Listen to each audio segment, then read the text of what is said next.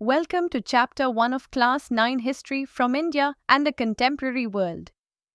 This chapter takes you deep into a revolution that reshaped not just a nation, but the very language of modern politics: liberty, equality, and fraternity. Let's begin with a simple question. What would you do if you had no food to eat, but still had to pay taxes to the king who dined in luxury? This is where our story begins, not in palaces, but in the streets of France, where hunger, injustice, and new ideas were about to collide. In 1774, Louis XVI, a 20-year-old monarch from the Bourbon dynasty, inherited the French throne, and with it, a kingdom on the brink.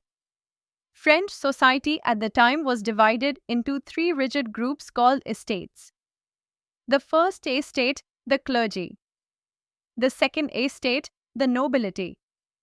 And the third estate, everyone else: peasants, workers, lawyers, merchants.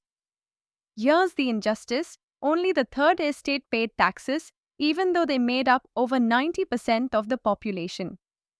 The clergy and nobility, born into privilege, were legally exempt.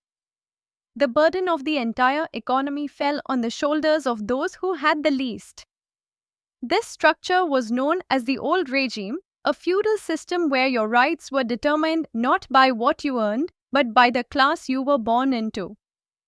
Now, imagine being a peasant in that third estate.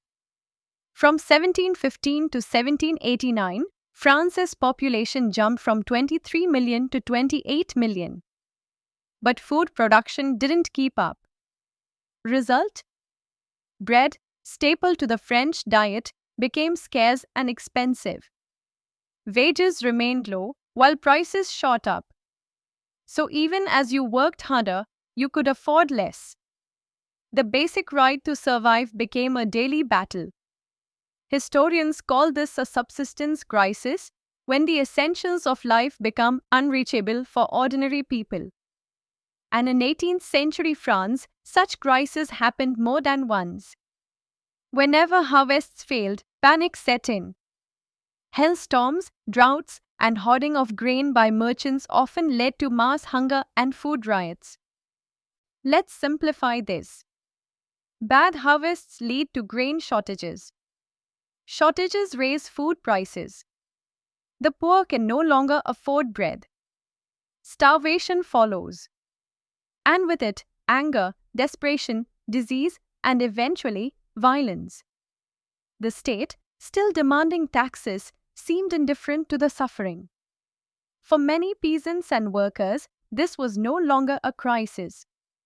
It was an injustice.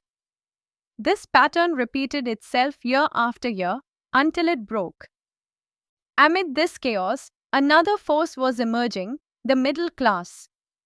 They were merchants, manufacturers, lawyers, and officials, people who earned wealth not from land or birth, but from trade and enterprise. But wealth didn't bring them power. They were still excluded from political decision-making, still bound by a system built on privilege, not merit. This class began to read, to think, to question. They absorbed the ideas of thinkers like John Locke, who challenged the divine right of kings; Rousseau, who proposed a government based on the general will of the people; and Montesquieu, who advocated for a separation of powers among the legislative, executive, and judiciary. These were not just abstract ideas. They were battle cries for a new society, one built on freedom, equality before the law, and justice. These ideas spread in cafes, salons, pamphlets, and newspapers. They became part of everyday conversation in cities. And in the countryside, they were read aloud in markets and village squares, carried by the hope of a better future. So what happens when a starving population meets a government that ignores them and a middle class that demands change? You get revolution. As the king planned to raise taxes to fix his treasury, the third estate, exhausted by hunger and injustice, began to resist. This chapter marks the beginning of that resistance. The structure of French society, once considered divine and unchangeable, was about to collapse under the weight of its own inequality.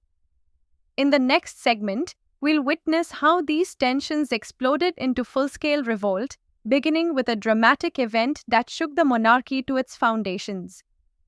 Stay with us as we move toward the outbreak of revolution.